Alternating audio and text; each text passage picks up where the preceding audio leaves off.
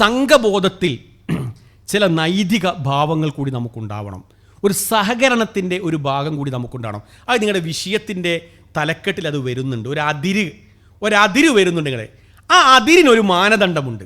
അത് നിങ്ങളെല്ലാവർക്കും അറിയുന്ന ഇന്നത്തെ വിഷയത്തിനൊരു വലിയ പ്രത്യേകത എന്ന് വെച്ചാൽ മിക്കവാറും സ്ഥലങ്ങളിൽ നിന്ന് നമ്മൾ കേട്ട് മനസ്സിലാക്കിയിരിക്കുന്ന ആയത്തുകൾ തന്നെയാണ് ഇവിടെ നിന്ന് കോട്ട് ചെയ്യാനുള്ളത്. അതുകൊണ്ട് വലിയ ഒരു ആയത്ത് മാത്രം സൂറത്തു തൗബയിലെ 122 ആയത്ത് മാത്രമേ കുറച്ച് നമുക്ക് കാണാതെ അറിയാത്ത ഭാഗമുള്ളൂ. ബാക്കിയെല്ലാം തന്നെ അത്യാവശ്യം നമുക്ക് അറിയുന്ന ആയത്താണ്. ഇനി പ്രധാനമായിരിക്കുന്ന ഒരു ഭാഗം, ഒരു സംഘം എന്നുള്ള അർത്ഥത്തിൽ മറ്റുള്ളവരുമായിട്ടുള്ള നമ്മുടെ സംഘത്തിന് വല്ല ബന്ധവും ഉണ്ടാക്കാൻ പാടുണ്ടോ എന്നതാണ് പ്രസക്തമായിരിക്കുന്ന ഒരു ഭാഗം. ഇതിലെ പ്രധാനപ്പെട്ട ഒരു വിഷയമാണ്. അത് സൂറ മായിദയിലെ 2-ാമത്തെ ആയത്ത്. അതുമായിട്ടൊക്കെ പരിചയമുണ്ട്. സൂറ മായിദയിലെ 2-ാമത്തെ ആയത്ത്, തആവനു അലൽ ബിർരി വത്തഖ്വ വലാ തആവനു അലൽ ഇസ്മി വൽ ഉദ്വാൻ. ഈ വിഷയവുമായി ബന്ധപ്പെട്ട് എനിക്ക് തോന്നുന്നു ഒരല്പനേരം വിശദീകരിക്കേണ്ടതായിട്ട് തോന്നിയിരിക്കുന്ന ഒരായത്തും ഇതാണ് എന്നാണ് എനിക്ക് തോന്നുന്നത്. അതിൻ്റെ അർത്ഥം എന്താണെന്ന് വെച്ചാൽ, നന്മയിൽ നിങ്ങൾ സഹകരിക്കുവിൻ, തിന്മയിൽ നിങ്ങൾ എന്ത് ചെയ്യേണ്ട, പരസ്പരം സഹകരിക്കേണ്ടതില്ല. ഈ ആയത്തിനെ കേരളത്തിലെ ചില സംഘങ്ങളും സംഘടനകളുമൊക്കെ വേണ്ട രൂപത്തിൽ പരിഗണന കൊടുക്കാതെ പോയിരിക്കുന്ന ഒരായത്താണ്. അതിൻ്റെ ഏറ്റവും പ്രധാനപ്പെട്ട ഒരു ഉദാഹരണം പറയാം. നമ്മൾ നമ്മുടെ കരിപ്പൂരിൽ വെച്ച് നടന്ന നമ്മുടെ സംസ്ഥാന സമ്മേളനത്തിലെ ഒരു പ്രോഗ്രാമിൻ്റെ ചില യോഗങ്ങളിലൊക്കെ പങ്കെടുത്തിരിക്കുന്ന ഒരാൾ എന്നുള്ള അർത്ഥത്തിൽ അവിടെ നടന്ന പ്രധാനപ്പെട്ട ഒരു ചർച്ച ഉണ്ട്. ഈ സമ്മേളനത്തിൽ ഏറ്റവും ആകർഷകമായിരിക്കുന്ന ഒരു ഭാഗമായിരുന്നു നമ്മുടെ ഉമ്മത്ത് കോൺഫറൻസ്. ആ ഉമ്മത്ത് കോൺഫറൻസിലേക്ക് നമ്മൾ കാണിച്ചിരിക്കുന്ന ഹൃദയവിശാലത, ഈ വിഭാഗത്തിന് ഏറ്റവും കൂടുതൽ അഭിമാനിക്കാൻ കഴിയുന്ന, ഈ സംഘത്തിന് ഏറ്റവും കൂടുതൽ അഭിമാനിക്കാൻ കഴിയുന്ന ഒരു ഭാഗമായിട്ട് തന്നെയാണ് എനിക്ക് തോന്നിയത്. അന്നത്തെ ചർച്ചയിൽ ഞാൻ അങ്ങനെ ആലോചിച്ച് നോക്കുകയാണെ, ഒരു ചർച്ചയ്ക്ക് ഇങ്ങനെ ഇരുന്നിട്ട് ആ ചർച്ചയിൽ പങ്കെടുത്തിരിക്കുന്ന മുഴുവൻ ആളുകളും ഏക അഭിപ്രായത്തിലൊരു അഭിപ്രായം പറയുകയാണ്. എന്ത്? കേരളത്തിലെ എല്ലാ മതസംഘങ്ങളെയും നമ്മൾ ഈ സ്റ്റേജിലേക്ക് നമ്മൾ കൊണ്ടുവരണം, എല്ലാവരെയും. എന്നിട്ടോ എല്ലാവരുടെയും വീട്ടിലേക്ക് പോയി ക്ഷണിക്കാൻ വേണ്ടിയുള്ള തീരുമാനമാണ്. എല്ലാ വീട്ടിലേക്കും പോയി. എന്താണ് അതിൻ്റെ മാനദണ്ഡം? ഞാനൊന്ന് ഉറച്ചു വിശ്വസിക്കുന്നു, നമ്മുടെ ഈ സംഘത്തിൻ്റെ ഏറ്റവും വലിയൊരു പ്രത്യേകത അത് ഈ സംഘത്തിലൊരു അംഗമായതുകൊണ്ടല്ല, നന്നായിട്ട് ഹൃദയവിശാലത കാണിക്കാൻ വേണ്ടി നമ്മൾ ശ്രമിക്കുന്നുണ്ട് എന്നുള്ളതാണ്. ഒരു പ്രശ്നവുമില്ല. എന്നിട്ടോ എന്നാൽ ആദർശം പണയം വെക്കാൻ പാടില്ലാത്ത ഒരു രംഗം അവിടെ ഉണ്ടായിരുന്നു.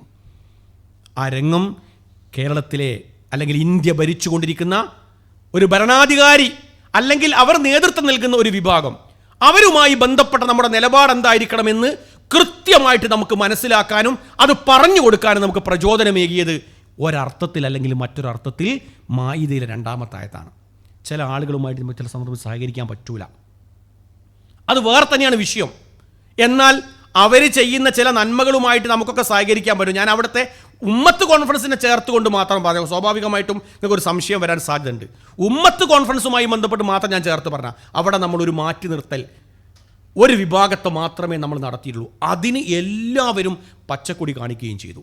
എന്നാൽ മറ്റേ വിഷയത്തിൽ സഹകരിക്കാൻ കഴിയുന്ന മേഖലകളിലെല്ലാം തന്നെ നമുക്ക് സഹകരിക്കാൻ കഴിയുന്നു എന്നുള്ളതാണ് ഈ ആയത്തിൻ്റെ ഏറ്റവും പ്രധാനപ്പെട്ട. ഒരു സംഘം എന്നുള്ള അർത്ഥത്തിൽ അവർക്ക് കിട്ടേണ്ട ഏറ്റവും പ്രധാനപ്പെട്ട ഒരു നിർദ്ദേശമാണിത്. നമ്മൾ പഠിക്കേണ്ട ഒരു ഭാഗം മദ്യനിരോധന സമിതി. അതിലെല്ലാ ആളുകളും പങ്കെടുക്കും. മദ്യനിരോധന സമിതിയുമായി ബന്ധപ്പെട്ടുകൊണ്ടാണെങ്കിൽ അതിലെല്ലാവരും പങ്കെടുക്കും. ഞാൻ എപ്പോഴും പറയാറുള്ളതെന്ന് വെച്ചാൽ, നിങ്ങൾക്ക് എന്ത് ചെയ്യുക, അഭിപ്രായ വ്യത്യാസമുണ്ടെങ്കിൽ അത് നിങ്ങൾക്ക് പറയാം. നമ്മുടെ നാട്ടിലുള്ള ഒരു കൾച്ചറൽ വിങ്ങിൽ, നാട്ടിലെ റെസിഡൻസ് അസോസിയേഷനിൽ അങ്ങനത്തെ എല്ലാ കാര്യത്തിലും നമുക്ക് പങ്കാളിത്തം ഉണ്ടാവണം എന്നാണ് ഞാൻ മനസ്സിലാക്കുന്നത്. പക്ഷേ അവിടെ നമുക്ക് ഒരു നിലപാട് കൂടി ഉണ്ടാവണം. ആ നിലപാട് എന്താ? നിലപാട് നമുക്ക് എല്ലാവർക്കും അറിയാം.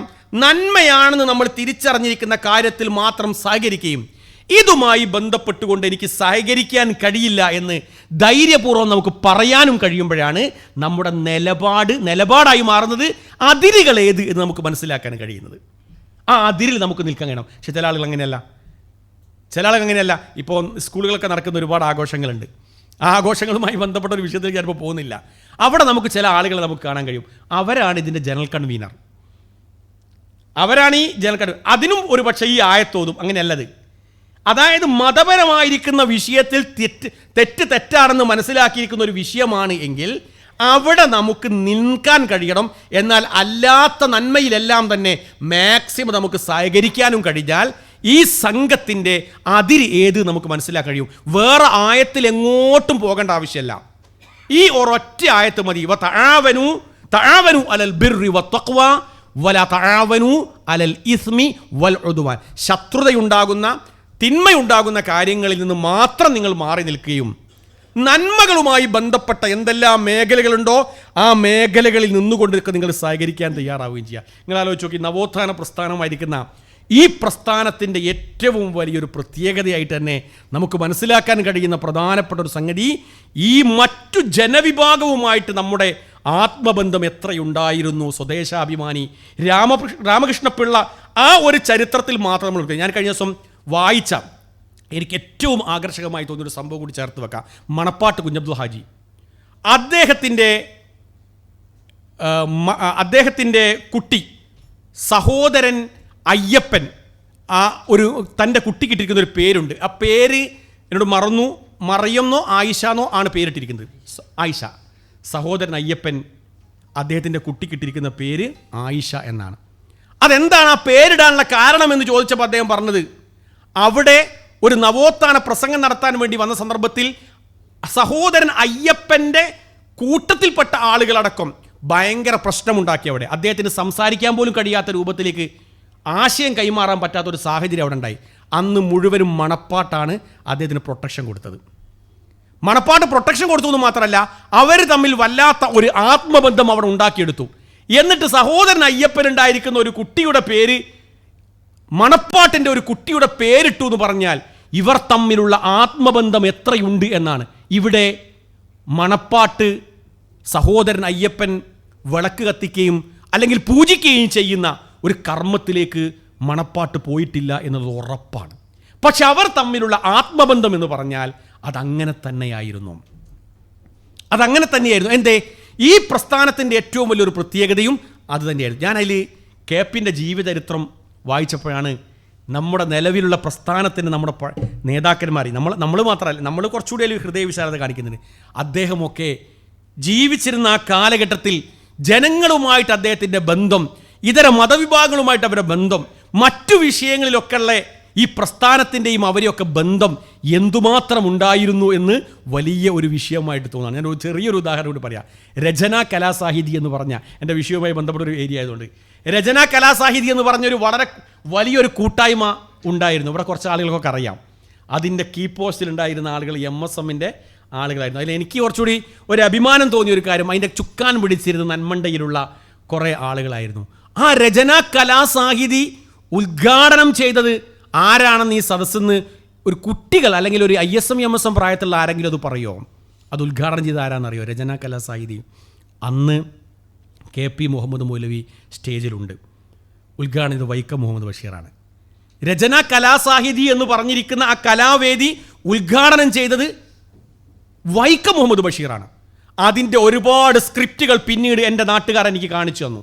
അന്നത്തെ ഒരു വലിയ പ്രത്യേകത എന്ന് വെച്ചാൽ, ഇസ്ലാമിക പ്രബോധന പ്രവർത്തനങ്ങൾക്ക് വേണ്ടി കലയെയും സാഹിത്യത്തെയും ഉപയോഗപ്പെടുത്തണമെന്ന KP മുഹമ്മദ് മൗലവിയുടെ ദീർഘദൃഷ്ടി ഈ പ്രസ്ഥാനത്തിന് ഒരുപാട് നേട്ടമുണ്ടാക്കാൻ കഴിഞ്ഞു. ഞാൻ ഒന്ന് രണ്ട് ഉദാഹരണങ്ങൾ മാത്രം ഇവിടെ സൂചിപ്പിക്കുകയാണ്.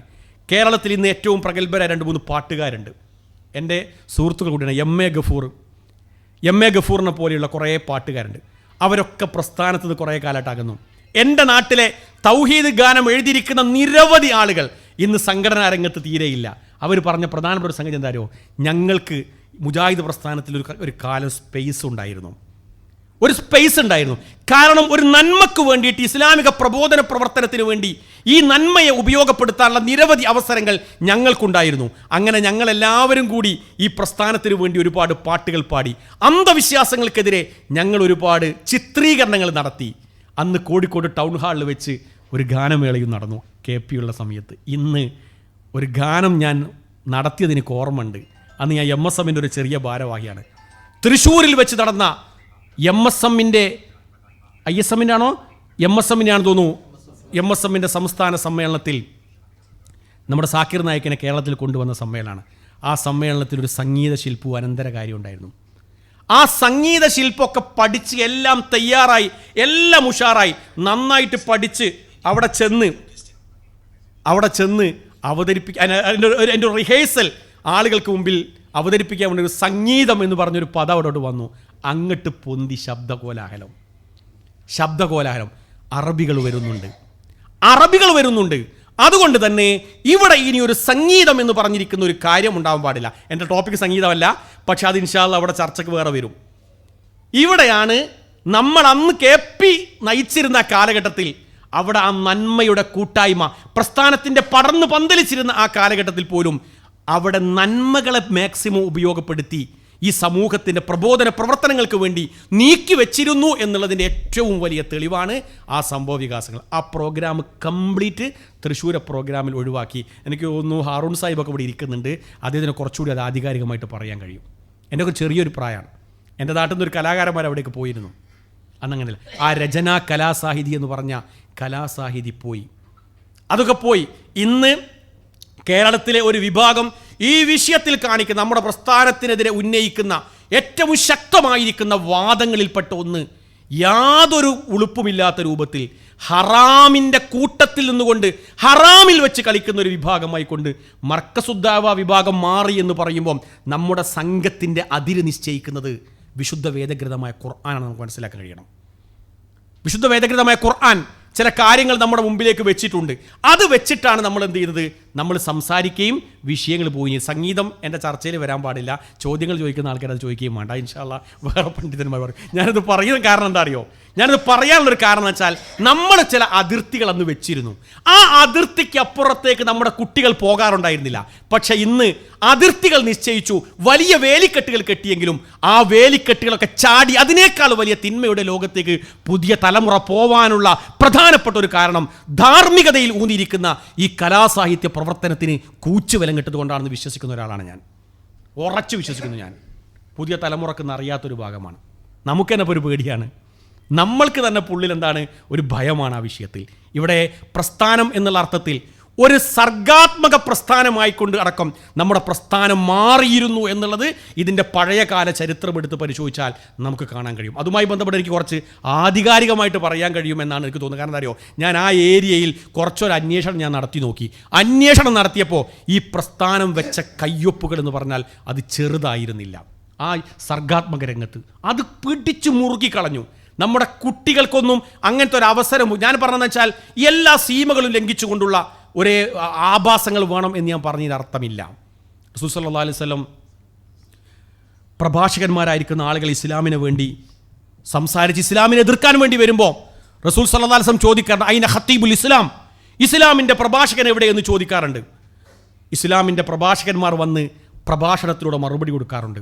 കവിതയിലൂടെ വന്ന് ഇസ്ലാമിനെ അറ്റാക്ക് ചെയ്യാൻ വേണ്ടി വന്നപ്പോൾ അയിന ഷാഇറുൽ ഇസ്ലാം, ഇസ്ലാമിൻ്റെ കവി എവിടെയെന്ന് ചോദിച്ചപ്പോൾ ഹസ്സാൻ ഇബ്നു സാബിത്ത് റളിയല്ലാഹു അൻഹു വന്നുകൊണ്ട് മറുപടി പറഞ്ഞതായിട്ട് ഇസ്ലാമിക ചരിത്രത്തിൽ നമുക്ക് കാണാൻ കഴിയും. കാരണം എന്താ അറിയോ, അതൊരു സംഘത്തിൻ്റെ ഒരു കൂട്ടായ്മയുടെ അതിർത്തിയാണ് നമ്മൾ മനസ്സിലാക്കുക. അപ്പോൾ അവിടെ നമുക്ക് ചെയ്യാനുള്ളത്, നന്മയിൽ നമുക്ക് സഹകരിക്കാൻ കഴിയും, തിന്മയിൽ നമുക്ക് ഒരിക്കലും എന്ത് ചെയ്യാൻ കഴിയില്ല, സഹകരിച്ച് നമുക്ക് മുന്നോട്ട് പോകാൻ കഴിയില്ല എന്ന് തന്നെയാണ് നമുക്ക് മനസ്സിലാക്കാൻ കഴിയുന്ന പ്രധാനപ്പെട്ട ഒരു സംഗതി. അതുകൊണ്ട് നമ്മൾ കുറച്ചുകൂടി ആ രംഗത്തെപ്പറ്റി നമ്മൾ ആലോചിച്ച് ഈ വിശുദ്ധ വേദഗ്രന്ഥമായ ഖുർആനിനും പ്രവാചക ചര്യക്കും വിരുദ്ധമല്ലാത്ത രൂപത്തിലുള്ള അതിരുകൾ നിർണ്ണയിക്കാൻ നമുക്ക് കഴിയേണ്ടതുണ്ട് എന്നുള്ളതാണ് നമ്മൾ മനസ്സിലാക്കാൻ കഴിയുന്നത്. ഈ പ്രസ്ഥാനത്തിൻ്റെ കഴിഞ്ഞ ഈ ഇഫ്താറുമായി ബന്ധപ്പെട്ട്, സൗഹൃദ ഇഫ്താറുമായി ബന്ധപ്പെട്ടുകൊണ്ട് കേരളത്തിൽ ഞങ്ങൾ പോയിരിക്കുന്ന നേതാക്കന്മാരുടെയൊക്കെ വീട് ക്ഷണിക്കാൻ പോയിരിക്കുന്ന ആളുകളെ എണ്ണമൊക്കെ കേട്ടാൽ നിങ്ങൾ അത്ഭുതപ്പെട്ടു. എല്ലാ വിഭാഗം സുന്നികളുടെ നേതാക്കന്മാർ നമ്മൾ സാധാരണയായിട്ട് അങ്ങനെ മുമ്പൊന്നും പോയത് എനിക്ക് ഓർമ്മയില്ല. ഇതിലേക്ക് പരമാവധി ആളുകൾ ഉൾക്കൊണ്ടുവരാൻ വേണ്ടി വന്നു.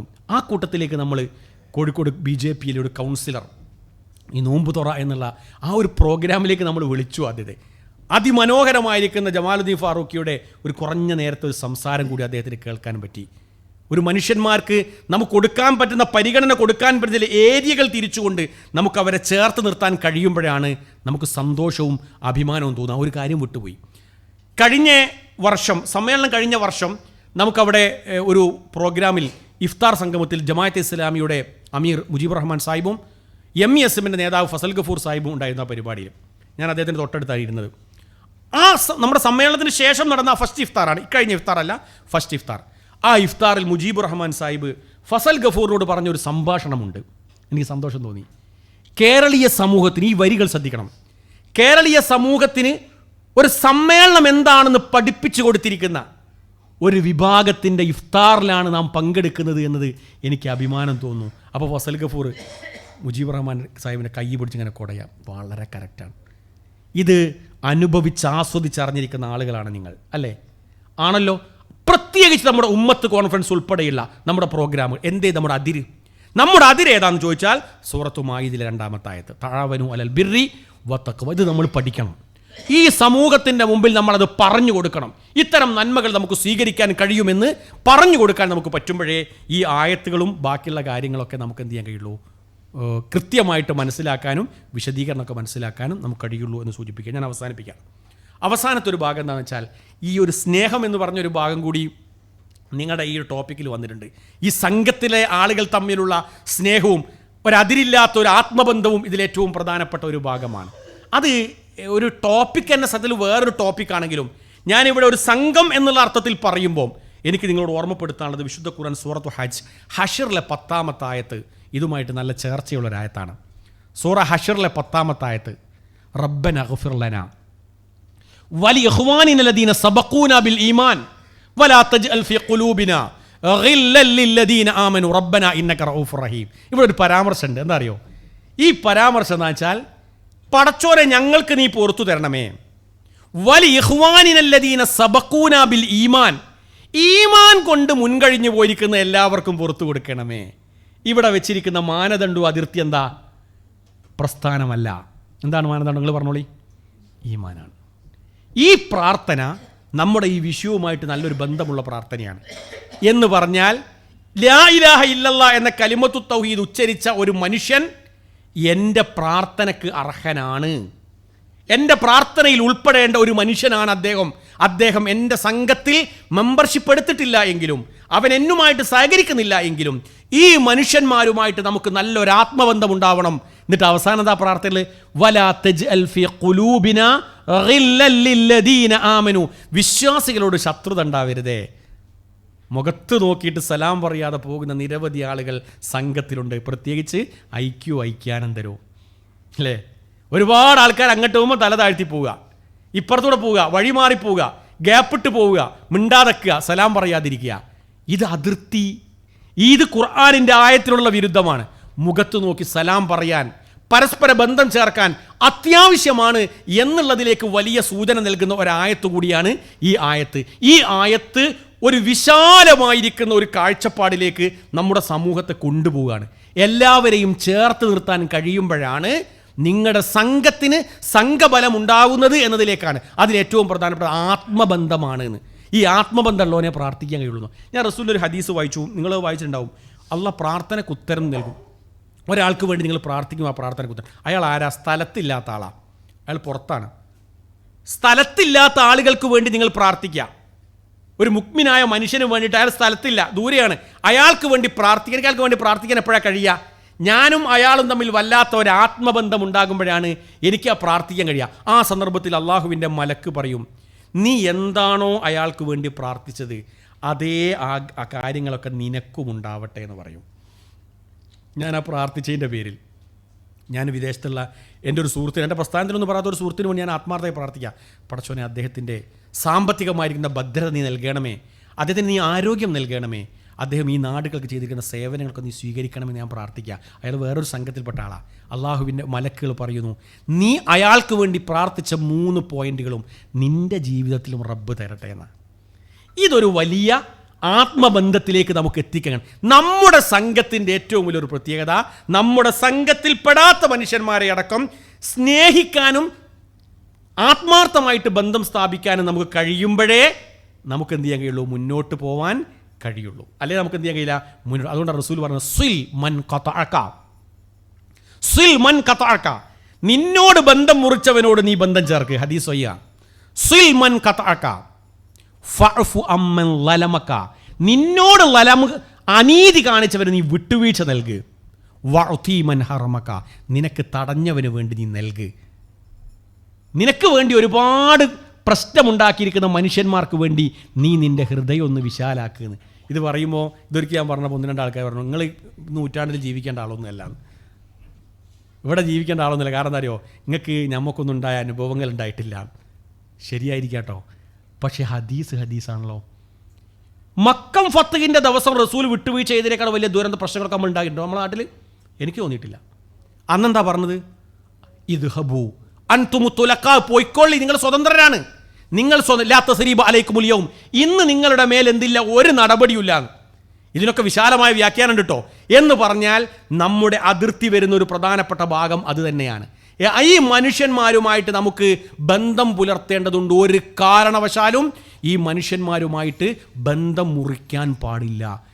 വേറെ നോൺ മുസ്ലിം ആയിരിക്കുന്ന ആളുകളായിട്ട് തന്നെ നല്ല ബന്ധമാണെന്ന് പറഞ്ഞിട്ട് നമ്മുടെ ആദർശങ്ങൾ തമ്മിലുള്ള കൂട്ടായ്മയുള്ള ആളുകളെ പോലും സലാം പറയാതെ പോവുക എന്ന് പറഞ്ഞാൽ വലിയ പ്രശ്നമാണ്. ഇനി അത് വേറൊരു കാര്യം, അങ്ങോട്ട് പോകണ്ടല്ലോ. നമ്മൾക്കുള്ളിൽ തന്നെ പരസ്പരം ഒരു സ്നേഹവും ആദരവും ഇല്ലാത്തൊരു കൂട്ടായ്മയാണോ ആ നാട്ടിൽ പ്രസ്ഥാനമൊന്നും വളരില്ലല്ലോ. എന്തേ കാരണം? ഈഗോ നമ്മളതിന് പറയാം. ഉമർ റളിയല്ലാഹു പറഞ്ഞു, റഹിമല്ലാഹു റഅൻ അഹ്ദാ ഇലയ്യ ഉയൂബി, എൻ്റെ ന്യൂനത ആരെങ്കിലും എനിക്ക് പറഞ്ഞെന്നാൽ ഓൻ അള്ള കാരുണ്യം ചെയ്യട്ടെ എന്ന്. എനിക്ക് ന്യൂനത ഉണ്ട്, എന്നോട് വന്ന് പറയാം, നിങ്ങൾ ഫൈസൽ വലിയ പ്രസംഗമൊക്കെ ഉഷാറാ, പക്ഷേ നിങ്ങൾ ഇന്നൊരു കാര്യോട് ശ്രദ്ധിക്കണം എന്ന് പറയുമ്പോൾ ഞാൻ നിങ്ങളെ ശത്രുവായിട്ട് കാണുക. അങ്ങനെയല്ലാന്ന് ഉമർ റളിയല്ലാഹു അൻഹു പറഞ്ഞു, ഒരാൾ എൻ്റെ അടുക്കൽ വന്ന് എൻ്റെ ഒരു ഡിഫക്റ്റ് ന്യൂനത എനിക്ക് പറഞ്ഞു തന്നാൽ, തിരുത്താൻ അവസരം കിട്ടിയാൽ ആ മനുഷ്യൻ അള്ളാഹു കാരുണ്യം കൊടുക്കട്ടെ എന്ന് പറഞ്ഞാൽ, അങ്ങനത്തെ അംഗങ്ങൾ ഒരു കൂട്ടായ്മയിലുണ്ടെങ്കിൽ അവിടെയാണ് സ്നേഹം. അതിരില്ലാത്ത സ്നേഹം എന്ന് പറഞ്ഞാൽ അവിടെയാണ്.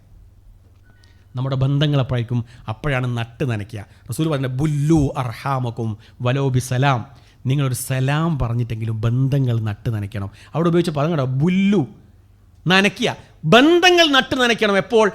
സലാം പറഞ്ഞെങ്കിലും ബന്ധങ്ങൾ നട്ട് നനയ്ക്കാനും വേണ്ടി ശ്രമിക്കണം എന്നുള്ളതാണ്. ഇതൊക്കെയാണ് നിങ്ങളുമായിട്ട് ഇന്ന് പങ്കുവെക്കാനുള്ള പ്രധാനപ്പെട്ട ആശയങ്ങൾ.